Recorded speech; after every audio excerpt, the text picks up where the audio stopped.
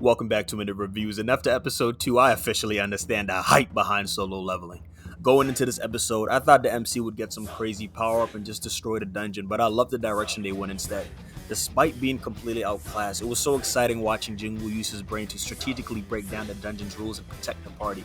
And that ending was epic. Everyone else was pissing their pants, but despite being labeled the weakest hunter, despite being surrounded by absolute beasts and with only one leg, our boy grabs his sword and resolves to go out with a bang. Whatever power-up Jingwu gets in the coming episodes, he's definitely earned it. The journey from the weakest to the strongest begins now, and I'm here for it. The episode picks right off from last week after Jingwu saved the party from being wiped out. He notices that unlike other dungeons, the monsters here don't just attack blindly, and he correctly deduces that understanding the 3 commandments will be the key to surviving.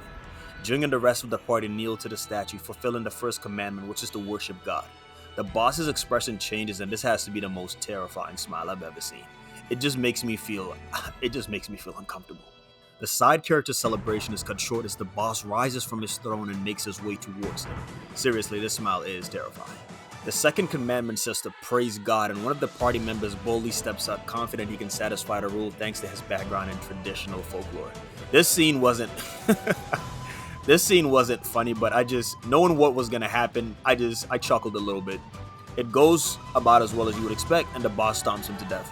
The carnage begins and multiple party members get wiped out, including this one guy who had the biggest death flag since episode 1. Seriously, it even felt like they gave his death extra attention and detail. As he runs and scans the room, Jingwu realizes that the only statues that are safe to stand next to are those holding musical instruments. Only one person is allowed per statue, however, so he selflessly leaves the B-rank healer behind and tries to find another one. First rule of dungeon raids, always protect your healer.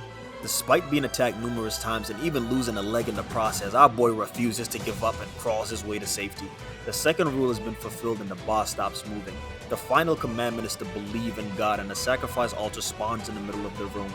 The party walks up to the altar, causing these blue and orange flames to ignite, and surprisingly the dungeon door opens. But it's still not over, and some of the statues glow gold and start walking towards the party. Once again, our boy comes in clutch and realizes that as long as the statues are within visual range, they will not move. Meaning as long as they maintain this formation, they should be fine.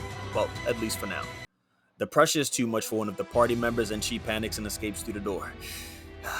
Unfortunate, she has failed the waifu test. Some of the other members run off too, and although I can understand their decision, I still think they're cowards regardless.